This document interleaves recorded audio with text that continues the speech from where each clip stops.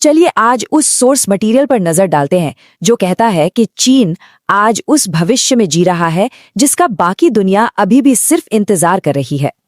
Source की शुरुआत ही होती है इस धमाकेदार लाइन से, और ये लाइन सच में ध्यान खींच लेती है।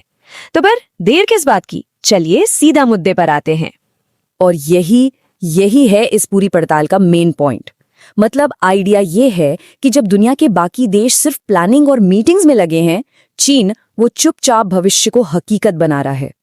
तो हमारा पहला सेक्शन है भविष्य जो आज हकीकत है, और सोर्स का दावा भी यही है कि चीन में फ्यूचर टेक्नोलॉजी अब कोई सपना नहीं बल्कि रोजमर्रा की जिंदगी का हिस्सा बन चुकी है। तो आइए सबसे पहले देखते हैं कि ट्रांसपोर्ट और लॉजिस्टिक्स में क्या कुछ चल रहा है। एक ऐसी दुनिया जहां सामान और इंसान दोनों ही गजब की रफ्तार से आगे बढ़ रहे हैं। ड्रोन डिलीवरी सुनने में भविष्य की बात लगती है ना, लेकिन सोर्स की माने तो चीन में ये कोई एक्सपेरिमेंटल प्रोजेक्ट नहीं है, ये सच में हो रहा है अभी इसी वक्त। 3 लाख, जी हाँ, ये वो आंकड़ा है जितनी ड्रोन डिलीवरीज चीन में अब तक हो चुकी हैं। और सोचिए, ये कोई छोटे मोटे पैकेट नहीं है, ये एक बहुत बड़े स्केल पर चल रहा ऑपरेशन है। और ये चीज दिखाती है कि टेक्नोलॉजी कितनी आगे निकल चुकी है। जरा सोचिए, 30 किलो का वजन उठाने वाले ड्रोन आपके सिर के ऊपर से रोज उड़ रहे हों, ये तो कमाल का आइडिया है। तो आसमान से उतरकर अब जमीन की बात करते हैं। सेल्फ ड्राइविंग कारें, इन्हें तो अक्सर टेक्नोलॉजी का सबसे बड़ा कमाल माना जाता है। और ये आंकड़ा देखिए, ये दिखाता है कि सेल्फ ड्राइविंग टेक्नोलॉजी को वहां कितने बड़े पैमाने पर अपनाया जा रहा है। मतलब चीन में बिकने वाली हर 3 में से 2 नई कारों में AI ब्रेन है।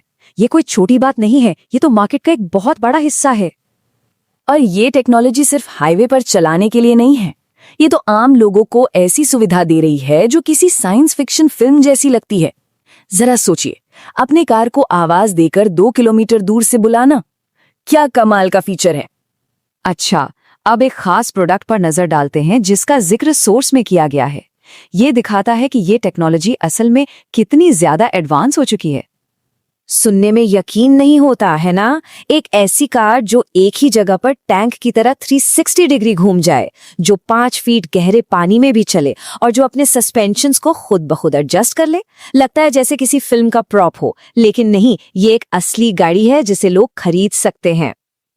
अब देखिए, इलेक्ट्रिक गाड़ियों की सबसे बड़ी मुश्किल हमेशा से चार्जिंग रही है, लेकिन यहाँ सोर्स एक ऐसे प्रोसेस के बारे में बताता है जो सब कुछ बदल देता है। सोचिए, सिर्फ 5 मिनट चार्ज करो और गाड़ी 400 किलोमीटर चले, और ये सब काम भी कोई इंसान नहीं बल्कि एक रोबोट करता है।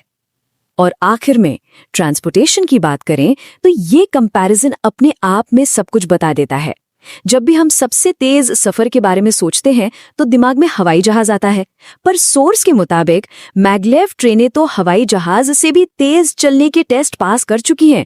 ये तो जमीन पर यात्रा करने का पूरा तरीका ही बदल कर रख देगा। तो चलिए अब अगले सेक्शन पर चलते हैं, रोबोट का राज। इसमें हम देखेंगे कि ऑटोमेशन हमारी रोज की जिंदगी और इंडस्ट्री को कैसे बदल रहा है। ट्रांसपोर्ट की दुनिया से निकलकर अब हेल्थ केयर पर आते हैं। रोबोट डॉक्टर्स, ये आइडिया लंबे समय से भविष्य की बात लगता था, लेकिन सोर्स का कहना है कि चीन में ये अब हकीकत बन चुका है। और सबसे जरूरी बात क्या है, इनकी एक्यूरेसी। सोर्स के मुताबिक ये 93% तक सटीक है। सोचिए, 93%। इसका मतलब है कि ये इंसानी डॉक्टरों के बराबर या शायद उनसे भी बेहतर तरीके से बीमारी का पता लगा सकते हैं। और बात सिर्फ एक रोबोट की नहीं है बल्कि पूरे सिस्टम की है। एक अकेला रोबोट एक दिन में 3000 मरीज देख सकता है। और तो और, पहला पूरी तरह से रोबोटिक हॉस्पिटल भी खुल चुका है। ये तो हेल्थ केयर के भविष्य की एक सीधी तस्वीर है। हेल्थ केयर के बाद अब एक और जरूरी इंडस्ट्री की तरफ चलते हैं, खेतीबाड़ी। सोर्स का कहना है कि यहाँ भी ऑटोमेशन एक क्रांति ला रहा है। और ये कुछ उदाहरण हैं जो दिखाते हैं कि ये टेक्नोलॉजी कितनी पावरफुल है।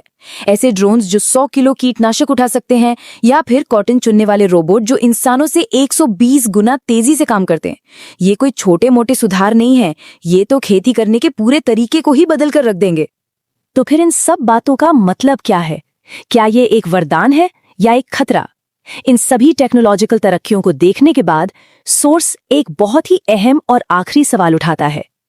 जिस भविष्य का दुनिया इंतजार कर रही है, चीन उसे आज जी रहा है। ये एक लाइन इस पूरी पड़ताल का निचोड़ है। मतलब बात सिर्फ इन टेक्नोलॉजी के बारे में थ्योरी में नहीं हो रही, चीन में लोग असल में इनके साथ जी रहे हैं।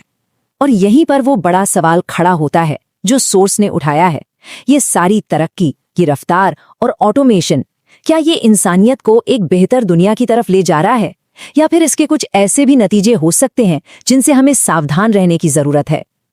आखिर में सोर्स इस सवाल का जवाब नहीं देता, बल्कि इसे सोचने के लिए हम सब पर छोड़ देता है, ताकि लोग खुद इस पर विचार करें कि टेक्नोलॉजी की इस तेज रफ्तार का आखिर अंजाम क्या होगा।